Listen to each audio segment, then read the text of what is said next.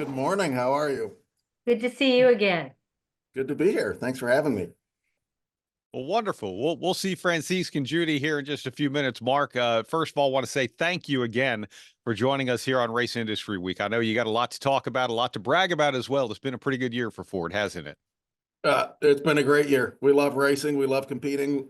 We like it even more when we win races and championships. So had our fair share of wins this year and championships at the end. Yeah, that's really cool. Well, you are the global director of Ford Performance. And, a lot of times here in the United States, we get caught up just in the NASCAR world. But I mean, gosh, so many more things even happening here in the U.S. with NHRA and a lot of different things. If you would, Mark, give us a quick overview of everything you oversee worldwide.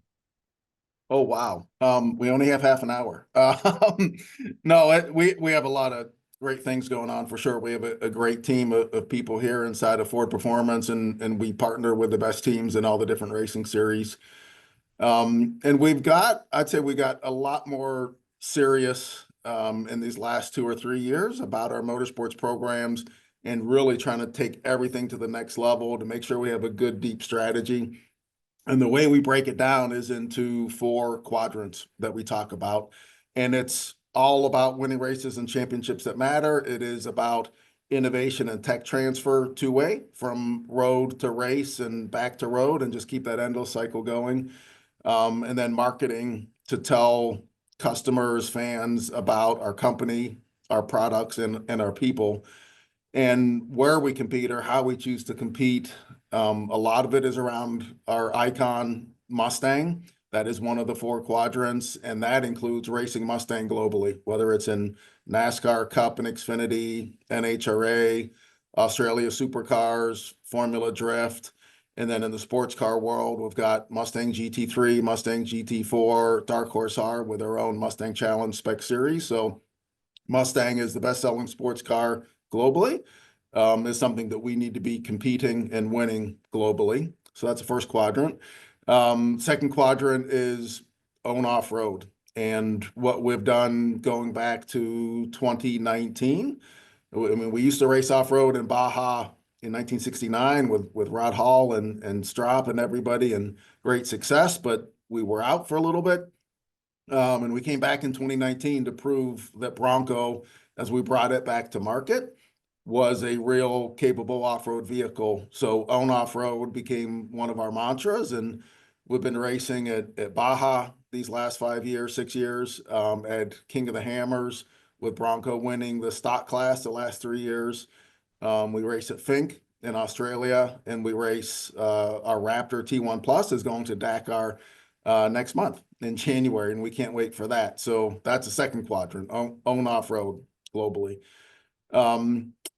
The third quadrant is around electric, where we looked for a full electric series. We didn't find one that really provided what we wanted in terms of reaching the right fans, the innovation and tech transfer that we were looking for.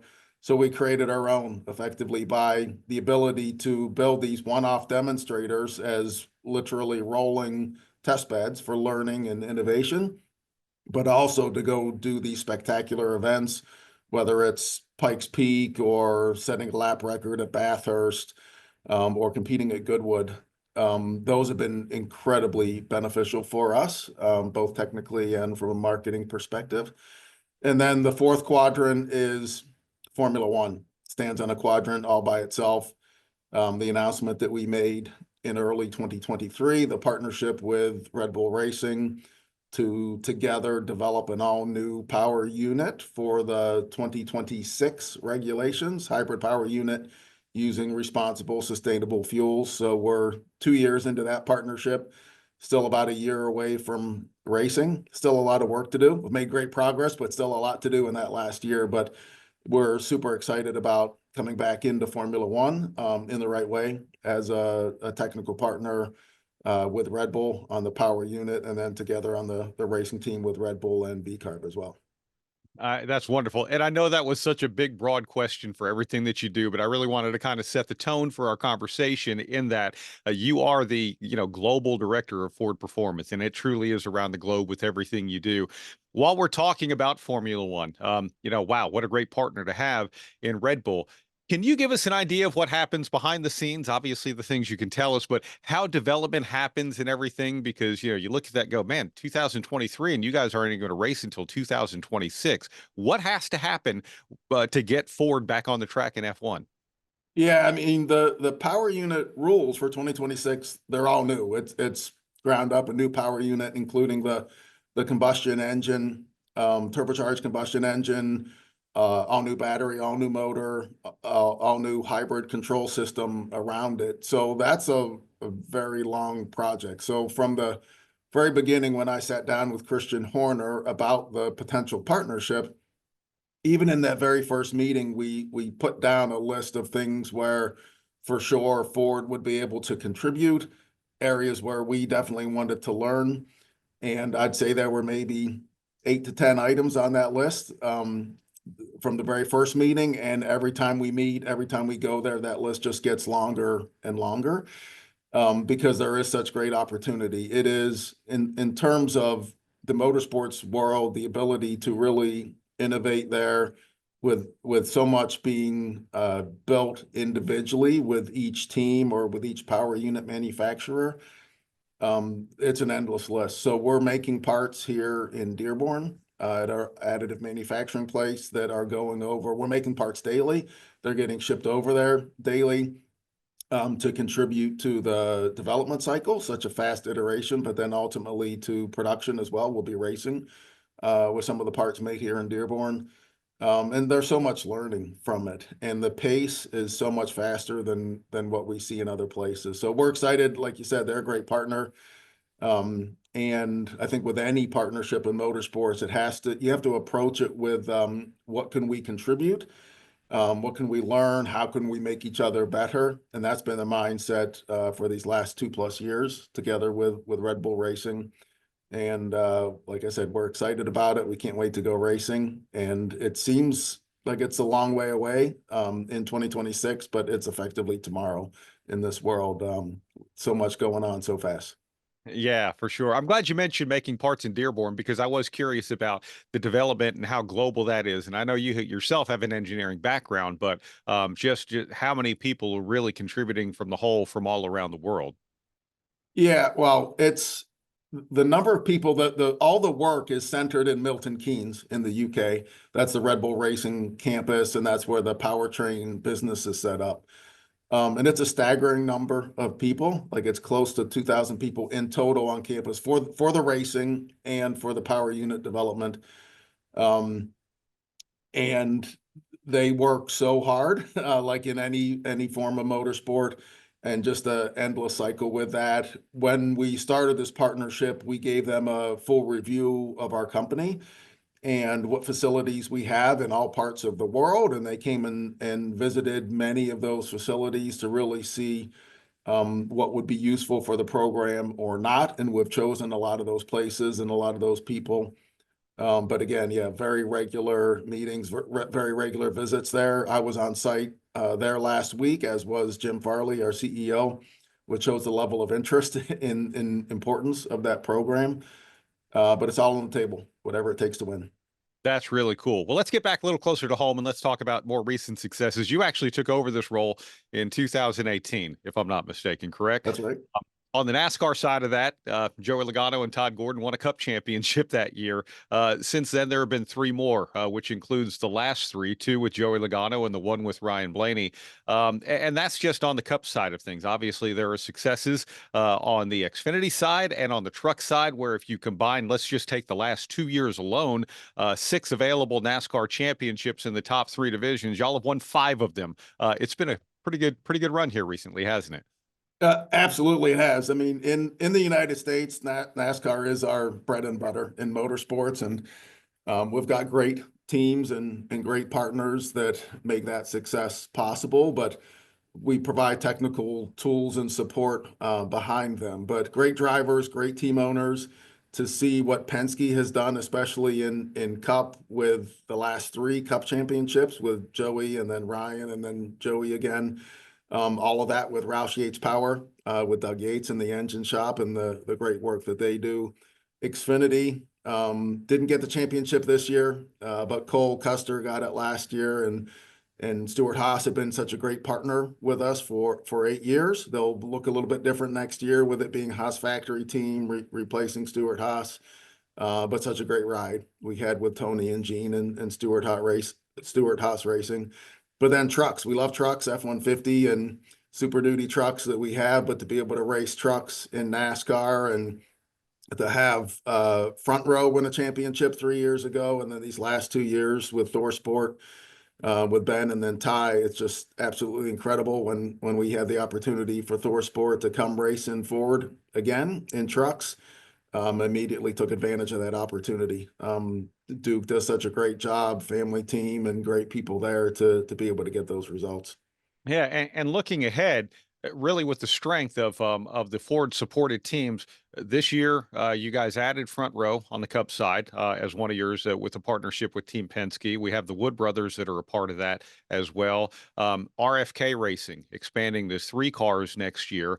Plus, you mentioned the Haas factory teams, Cole Custer coming back into Cup, and there's a really nice tight alliance there. Could you just kind of give us an overview of the way you start to shape what are going to be, say, your premier partners when it comes to the teams and how all of that comes together? Yeah, there's definitely been some shifts, as you mentioned, in these last couple of years, and we're always trying to optimize the results on track, and but also a balance, of course, with the interest of the teams. And from the time that Penske came back to Ford in 2013, they've just continued building their program. And initially, there were only 2 cars, and then they grew to 3, and effectively with Wood Brothers and such a tight alliance with them, we consider that 4 Penske Wood Brother cars. And they've done a great job for us, obviously, with great results.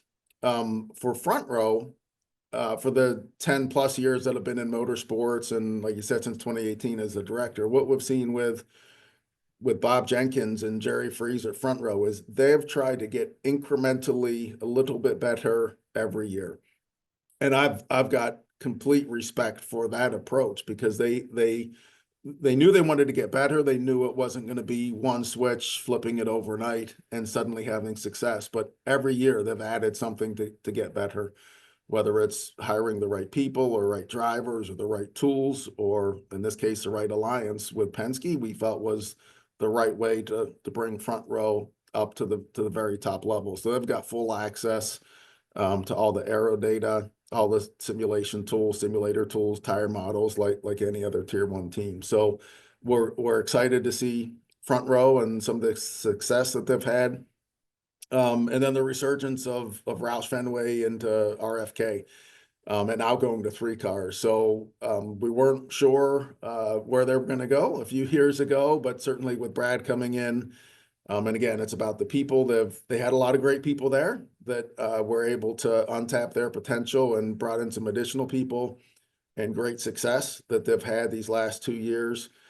And now to be adding a 3rd car to be able to take that same goodness that we had in the 6 and 17 to get it into the 60 car. We're really excited about that.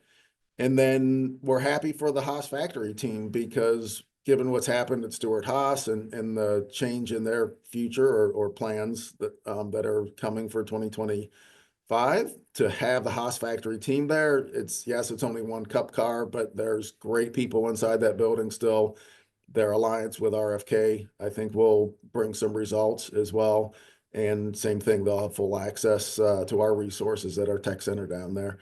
So those are all great teams. Also appreciate Rick Ware Racing and what they've done for us through the years and continue racing a Ford. So a lot of great teams across our Cup lineup. And like I said before, all powered by Doug Yates and Roush Yates Power. And that's an endless battle inside a Doug shop that you're scrapping for every half horsepower that you can get, and it never ends. But Doug never quits. So happy to be partners with him. Yeah, and what a great way to sort of transition this as well, because what happens there at Roush Yates Engines and with Doug Yates goes well beyond NASCAR with Ford as well, correct? Yeah, I mean, they've been great partners with us. They worked with us on the Ford GT program from 2016 through 2019. They built the engines for the Ford GT Mark IV, which is a track day only vehicle, non-street legal, that they built a special version of that V6 EcoBoost engine that we raced. that we put in these track day cars now, making over 800 horsepower. So he's a great partner for us in the engine business beyond NASCAR, but also in the parts business as well with the work that he does. And Mark, you also mentioned the Ford Performance Center, which is there in Concord, North Carolina, just a little north of Charlotte. But that gets used for more than NASCAR as well, correct? Yeah, when we opened that in June of 2014, which seems like just yesterday, but with leverage that facility in so many different ways. And in June of 2014, we had literally just installed a full driving 6-degree of freedom simulator there. We now have 3 of those driving simulators, or actually they're all better now than the one we had back then, but we've got 3 of those. Of course, they get used by NASCAR teams, whether it's Cup, Xfinity, or Truck, but we also use those same simulators in other forms of racing, whether it's sports car with Mustang GT3, GT4, Dark Horse R. We use it for WRC, for our rally program. And we also use it for road cars and production vehicles as well, where the production team will come into the tech center there and use those exact same simulators to develop road cars that people can buy and drive on the road and park in their driveway and garage.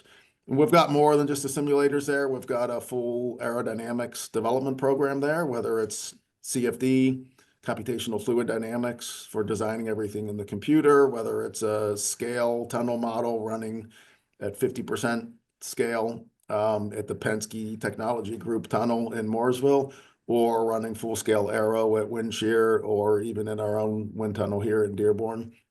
So a lot of great people that we have in there. Again, when I first went into that building, when it was first opening, there was one engineer sitting in the corner with ceiling tiles falling on top of them, and now we've got, I would guess, about 35, 40 people in there to complement the work that we do here in Dearborn. But those 35 to 40 people in the tech center there in North Carolina, they do great work in interfacing directly with our teams. Yeah, I think it's great. I love hearing about how Ford Global Performance all can come together, as well as what people see on the passenger side of things too. I was fascinated when to learn from you a few weeks ago that how passenger car technology even gets benefited from that. Let's move on to a little bit of a different one. Rally car, another big thing that you guys are a part of. Just wrapped up the season there. What can you tell us about that? Yeah, it was an interesting season. We had several podiums. We didn't get any wins. It's a very competitive series with Toyota and Hyundai. So congratulations to them on the drivers' championship with Hyundai and the team championship with Toyota. They had a lot of success, a lot of good competition. It's very much a series with a lot of spectacles, with the way that the cars compete. They look fantastic. They sound fantastic on roads, whether it's some of them are tarmac paved roads, some of them are gravel roads. But a lot of excitement, a lot of opportunity. It's a global series, which has a lot of benefits to it. We compete there with our Puma. And we've learned a lot actually with the hybrid technology there. Yes, it's a spec hybrid system, the motor and battery, but our own combustion engine. But we've learned a lot from the software and the calibration in that series that has been able to also transfer to our road cars as well. Yeah, that's really cool. Off-road, we know Dakar's coming up in a month, like you mentioned. We're actually going to have them on a little bit later this week, which I'm very excited about. But with Score, and you mentioned the Broncos and everything, what can you tell us about all that you have going on within that? Because I know it's a lot. Yeah, we love Baja, and we consider that a proving grounds for especially our Raptor. So in order to earn a Raptor badge, there's a lot of technical DNA that needs to be met in terms of what gets designed into it. But at the end of the day, it needs to be able to, as a stock truck with minimal modifications to meet the rules with safety cage, fuel cell, etc., a Raptor needs to be able to finish Baja. It is such a tough test. So when we take these stock trucks down there and compete and finish, it's a badge of honor to be able to say that a Raptor can compete and finish it at Baja. This just 2-3 weeks ago, we had a Ranger Raptor competing there, finished and won its class, and then a Bronco DR. Same thing. That's a turnkey race truck that we build and sell to customers that they can buy the truck, take it home, put a number on it, take it to Baja, and go race with it. So that's been a great proof point for us.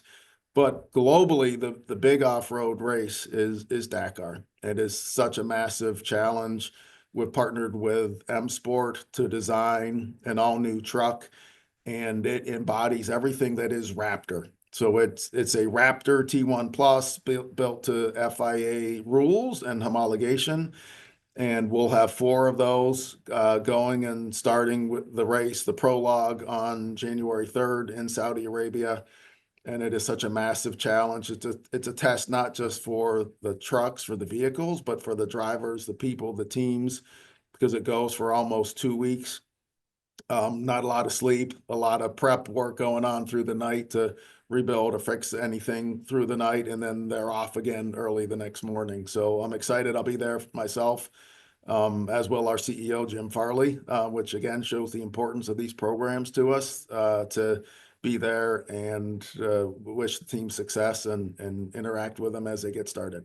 I'm jealous of that. I think that's really, really cool, and we wish you great luck with that. Mark, let's shift gears because in talking about all of the different series, we've talked about a lot of different in F1. It's called the power unit. We talked about hybrid. You mentioned not finding an EV series, so creating your own. We know when we start to talk about the future of moving forward, let's just call it that, there's anything from electrical to alternative fuels to any combination or hybridization of all of that. Where do you see us going in the future, be it short term or long term? Well, that's a tough question. All these other questions are easy compared to that.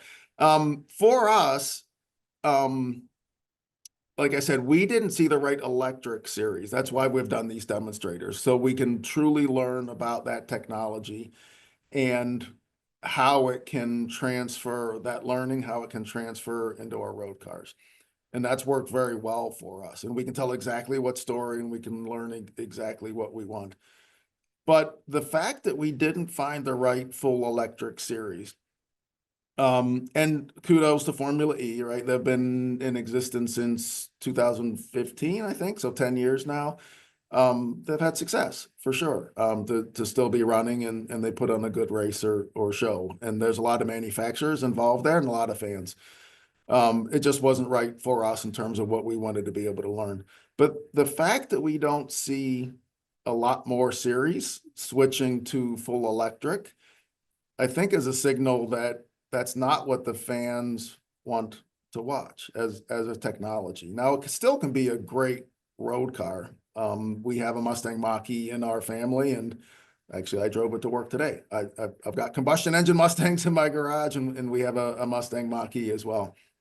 But the full electric technology is actually very good on the road with a right use case.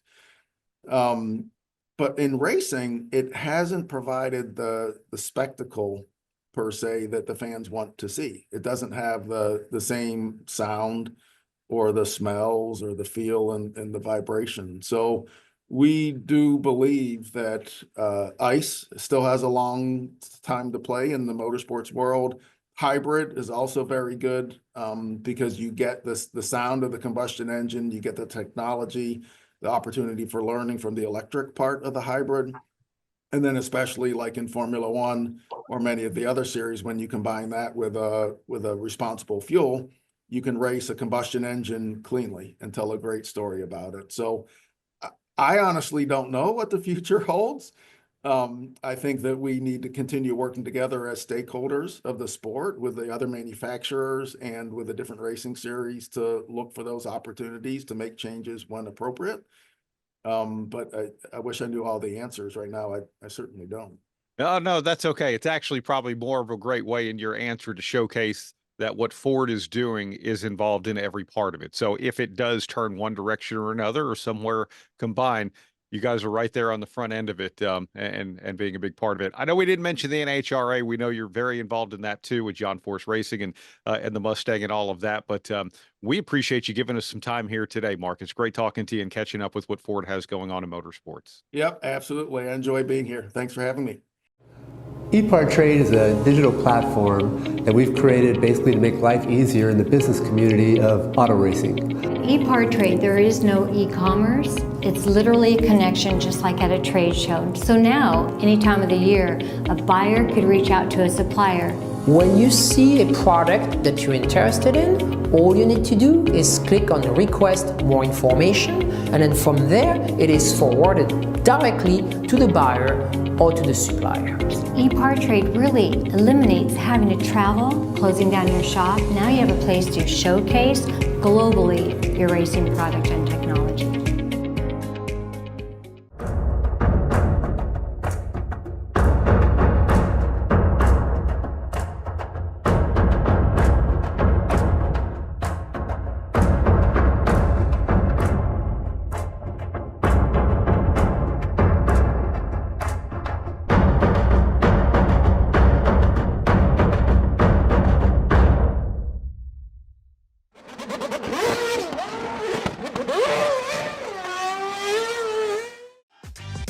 Looking for a quick fix of motorsports news? The Speed Sport Daily is what you need. It's a free racing newsletter delivered directly to your email every day. We'll cover the winners and the losers and tell you who's making news off the track. It's NASCAR, NHRA, World of Outlaw, IndyCar, and so much more. Go to speedsport.com today and get signed up for America's free racing newsletter and get your daily motorsports fix. The Speed Sport Daily.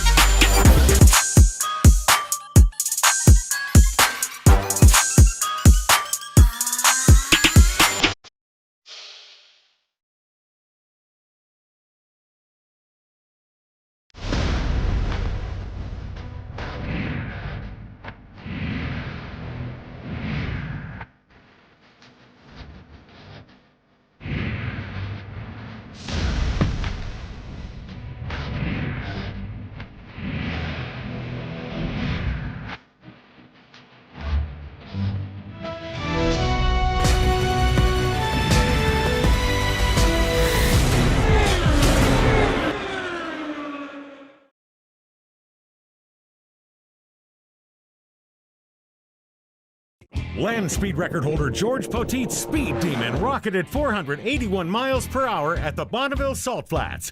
You don't go that fast without ARP fasteners. There is no way that we could go the speed that we've gone, the number of times we've gone, with a lesser quality bolt than ARP supplies to us. And we absolutely wouldn't be where we were today if it weren't for ARP. When failure is not an option, it's ARP-bolts.com. We're Performance Plus Global Logistics. Our team of dedicated performance industry and logistics experts get valuable cars and components to the track on time in top condition. We provide expedited logistics solutions for the performance industry using direct routes instead of deferred options, and communicate all necessary information to the appropriate resources to meet regulations and ensure a smooth transit and secure delivery, both domestically and internationally. And we exceed customer expectations by providing best-in-class service with an efficient and cost-effective system in place. Contact us today to book your next shipment. Scott Lewis & Associates, the sales, marketing, and branding specialist for the automotive performance industry since 1988. We get our manufacturers on track by opening an extensive distribution network, providing product training to sales staff, creating fully integrated sales and marketing strategies, building successful industry partnerships, attending trade shows, events, and races, offering first-class support to customers. SLAI delivers solutions that win you sales. To get in touch with an SLAI representative, call 516-378-6100. Go to scottlewisinc.com or email info@scottlewisinc.com.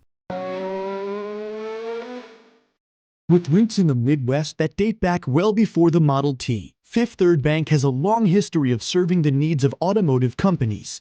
While much has changed over the years, our passion for helping businesses put cars on the road and on the track has not. Today, we are more committed than ever as a member of SEMA, a founding member of PRI, and a sponsor of multiple race teams across several racing series.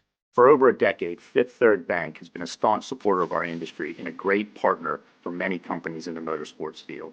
Our business has been growing extremely fast, and really we could not be where we are today without Fifth Third. They provided amazing strategic advice, the capital we need to support our phases of growth. They are true partners for me now, and what they do with their involvement in motorsports is untouched in this community. Where can we take your business? Fifth Third Bank.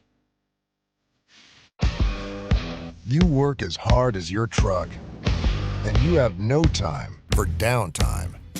That's why more truck owners trust Blue Def, America's #1 diesel exhaust fluid brand. Each batch is guaranteed pure, so you can avoid costly repairs caused by inferior DEF. Demand America's best for your truck. Blue Def and Blue Def Platinum. Put trust in your truck. When it comes to pushing the limits of performance, the pros know there's no room for compromise. At Crower Cams, we don't just engineer camshafts and valve train components, we redefine what power means. Since 1955, Crower Cams has been the name trusted by racers, engine builders, and gearheads around the globe. Whether you're building a street machine, a dragster, or a track car, Crower Cams provides the muscle you need to dominate. And with Crower, victory is within your reach.